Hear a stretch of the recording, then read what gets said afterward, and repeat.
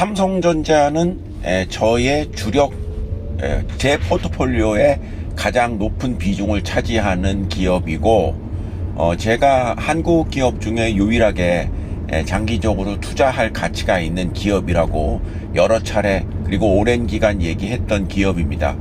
그 삼성전자가 5월 마지막 주에 조금 불미스러운 일이 좀 있었습니다. 주가도 이에 따라 하락을 했지요. HBM이라고 하는 이제 새로운 형태의 제품이라고 치죠.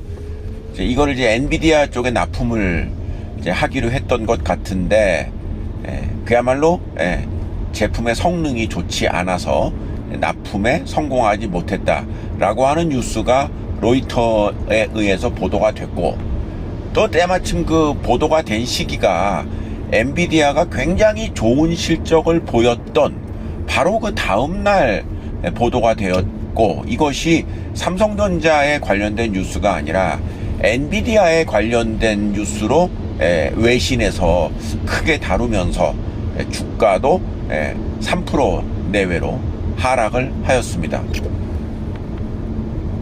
그러면서 나오는 얘기가 굉장히 좀 구체적이었죠. 발열이 있다, 다른 쪽에, 그러니까 안 좋다라고 하는 일반적인 얘기와 달리 좀 구체적인 내용의 결함을 얘기했고, 엔비디아는 이에 대해서는 더 언급을 하지 않는다라는 내용까지도 나왔습니다. 반면에 SK 하이닉스는 우수한 그 공정을 기록했는지 통과를 했고, 이에 따라서 SK 하이닉스는 지금 사상 최고가의 주가도 기록을 하고 있습니다.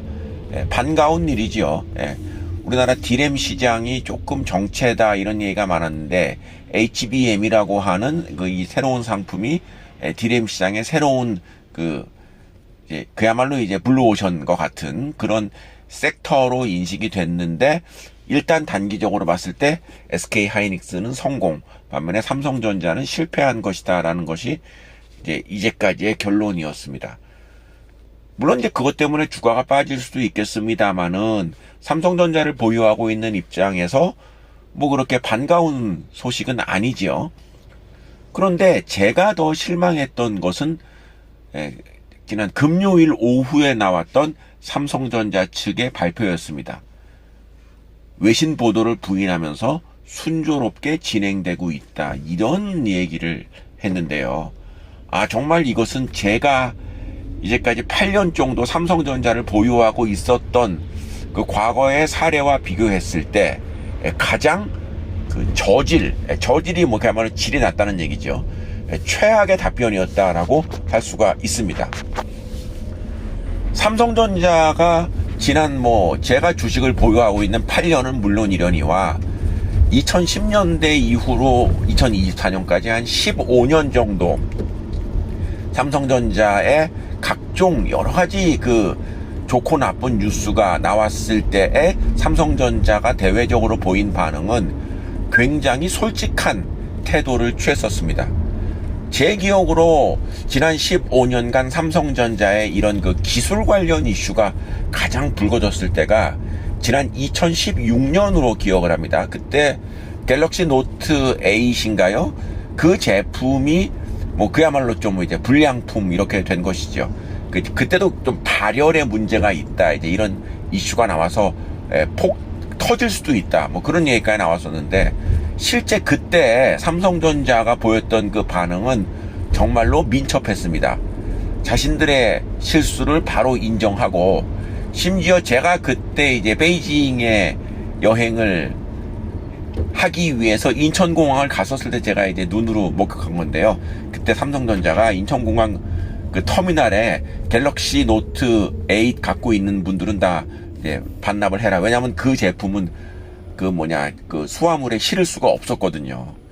그거를 직접적으로 삼성전자가 나서서 회수를 하는, 그리고 자체적인 시스템을 통해서 갤럭시 노트 8에 대한 기능을 정지시키는, 계속 이거 산 사람들한테 그야말로 리콜을 해주고, 리콜이 안 하는 사람한테는 자동적으로 그 기능을 정지시켜서 완전히 갤럭시 노트 8은 실패작이다라는 것을 만천하에 공인을 했고, 그에 따라 주가도 조금 약세를 보인 바가 있었습니다만은 오히려 그 사건 이후로 주가도 굉장히 강세를 보였습니다.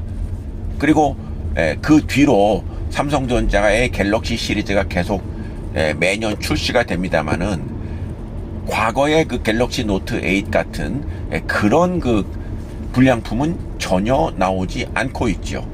그리고 지금 삼성전자의 스마트폰은 세계에서 가장 많이 팔리는 그런 품종으로 여전히 그 우위를 떨치고 있지 않습니까? 그런 이제 시각에서 봤을 때 이번에 그 엔비디아에 납품하는 HBM 그 제품에서의 좀 불량률이 높았다라는 거는 삼성전자가 그야말로 인정을 하고 뭐 앞으로 더 잘 만들겠다 이렇게 얘기하면 될 일입니다. 그리고 정작 납품을 받는 엔비디아에서 삼성전자가 불량률이 높으니까 삼성전자랑 이제 거래하지 않겠다 이런 얘기도 하지 않지 않습니까? 엔비디아 입장에서는 삼성전자와 같은 세계 1위의 D램 생산 기업을 마다할 필요가 없지요. 그리고 오히려 안정적인 그 HBM이 엔비디아가 요구하는 기준을 통과할 경우에 삼성전자만큼 안정적인 그 제품을 공급할 수 있는 또 기업이 전 세계에 얼마나 있겠습니까? 결국은 엔비디아 입장에서는 좀 시간을 이제 좀 주는 그런 상황인데요. 그러면 단기간에 뭐 주가의 움직임이야 뭐 이제 그렇다고 쳐도 삼성전자가 그냥 순조롭게 진행되고 있다. 이런 식의 표현을 해서는 안 되는 거 아니겠습니까? 오히려 뭐 이러이러한 일이 있어서 예상보다 조금 납품이 지연된다거나 라고 얘기를 한다고 한들 그 누가 삼성전자를 비난할 수 있겠습니까?